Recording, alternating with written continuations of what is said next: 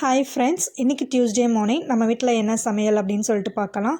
So மார்னிங்க்கு வந்து breakfast தோசையும் chutney ready பண்ணிட்டேங்க. ஸோ லன்ச்சுக்கு வந்து சூடாக சாதம் வடிச்சாச்சு. இன்றைக்கி டியூஸ்டேனால் அஸ் யூஷுவல் வீட்டில் சாம்பார் தான். ஸோ முள்ளங்கி, கேரட்டு, கத்திரிக்காய், முருங்கைக்காய் எல்லாமே அவரைக்காய், பீன்ஸ் எல்லாம் போட்டு சேர்த்து ஒரு கலவை சாம்பார் தான் ரெடி பண்ணியிருக்கேன். ஸோ மாங்காய் சீசனில் கிடைக்கலங்க. ஸோ புளி ஊற்றி தான் இன்றைக்கி சாம்பார் ரெடி பண்ணியிருக்கேன். அடுத்து அதுக்கு காய் வந்து இன்றைக்கி பட்டர் பீன்ஸு கிடச்சிச்சு. ஸோ பட்டர் பீன்ஸ் வந்து நல்லா எண்ணெய் ஊற்றி கடுகு, சீரகம், சோம்பு போட்டு தாளித்து வெங்காயம், கருவேப்பிலை போட்டு நல்லா வதக்கிட்டு இந்த பட்டர் பீன்ஸும் போட்டு தேவையான அளவு தண்ணி ஊற்றி மஞ்சள் பொடி போட்டு வேக விட்டுருங்க.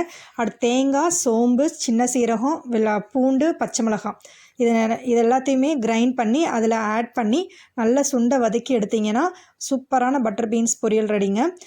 கண்டிப்பாக அதை ட்ரை பண்ணி பாருங்கள், சூப்பராக இருக்கும்.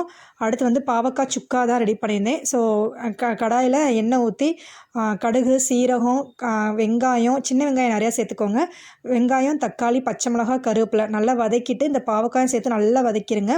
மஞ்சள் பொடி, குழம்பு மிளகாய்த்தூள், மிளகாய்த்தூள், மல்லிப்பொடி இதெல்லாம் நல்லா போட்டு நல்லா சுண்டை வதக்கிக்கிட்டே இருங்க. நல்லா வதங்கி வந்ததுக்கப்புறம் சூப்பரான பாவக்காய் ரெடிங்க. பாவக்காய் சுக்கா ரெடி. அடுத்து வந்து மல்லி துவையல் தான் ரெடி பண்ணியிருக்கேன். ஸோ மார்னிங் தோசைக்கும் வச்சுக்கலாம், சாதத்துக்கும் வச்சுக்கலாம் அப்படின்னு சொல்லிட்டு லைட்டாக கொஞ்சம் தண்ணி விட்டு அரைச்சிருக்கேன்.